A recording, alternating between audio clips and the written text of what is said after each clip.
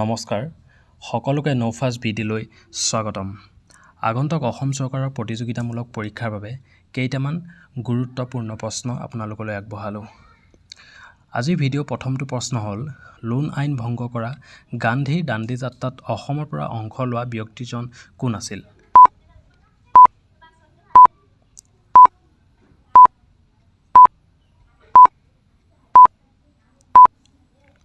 ইয়াৰ শুদ্ধ উত্তৰ হ'ব ঘ লীলাধৰ বৰুৱা। দ্বিতীয়টো প্ৰশ্ন হ'ল 1930 চনত অনুষ্ঠিত লণ্ডনৰ ঘূৰণীয়া মেজমেলত প্ৰতিনিধিত্ব কৰা অসমীয়া ব্যক্তিজন কোন আছিল?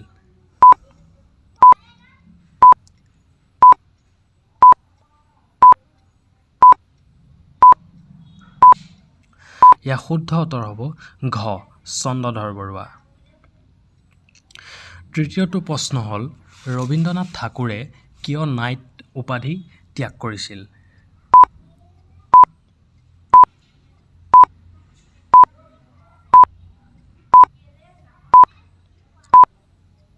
ইয়াৰ শুদ্ধ উত্তৰ হ'ব ক।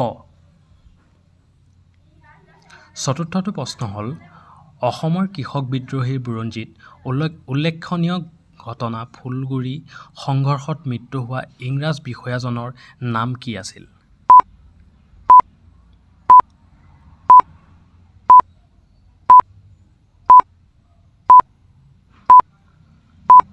ইয়াৰ শুদ্ধ উত্তৰ হ'ব খ লেফটেনেণ্ট ছিংগাৰ।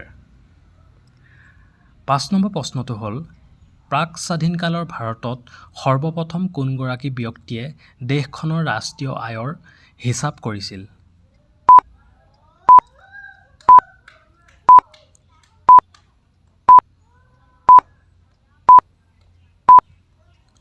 ইয়াৰ শুদ্ধ উত্তৰ হ'ব গ দাদাভাই নৌৰোজী। ৬ নম্বৰ প্ৰশ্নটো হ'ল কোন চনত যোৰহাট সাৰ্বজনীন সভাৰ জন্ম হৈছিল?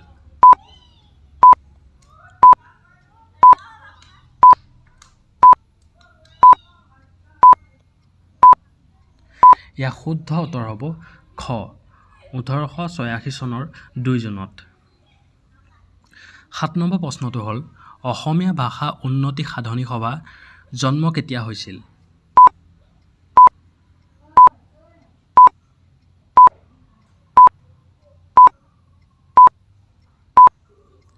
ইয়াৰ শুদ্ধ উত্তৰ হ'ব খ 1888 চনৰ ২৫ আগষ্টত। ৮ নম্বৰ প্ৰশ্নটো হ'ল ৰজা চহুংমুঙে বৰগোহাঁই আৰু বুঢ়াগোহাঁই সমকক্ষ আন এটা পদবীৰ সৃষ্টি কৰিছিল। এই পদবীটোৰ নাম কি আছিল?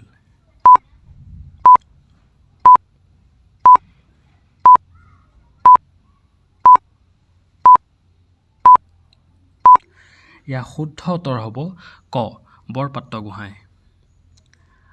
৯ নম্বৰ প্ৰশ্নটো হ'ল মায়ামৰা সত্ৰৰ চতুৰ্থজন সত্ৰাধিকাৰী নিত্যানন্দদেৱৰ হত্যাৰ সময়ত আহোম ৰজা কোন আছিল?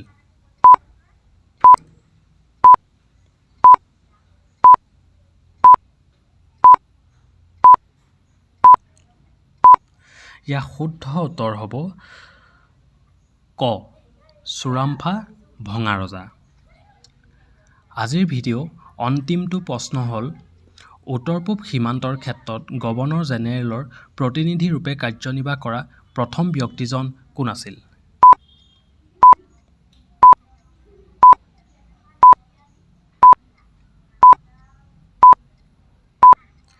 ইয়াৰ শুদ্ধ উত্তৰ হ'ব ক ডেভিড স্কট। ধন্যবাদ। এনেকুৱা ধৰণৰ প্ৰয়োজনীয় ভিডিঅ'সমূহ পাই থাকিবৰ বাবে চেনেলটো please like comment share and subscribe কৰি দিব। ধন্যবাদ।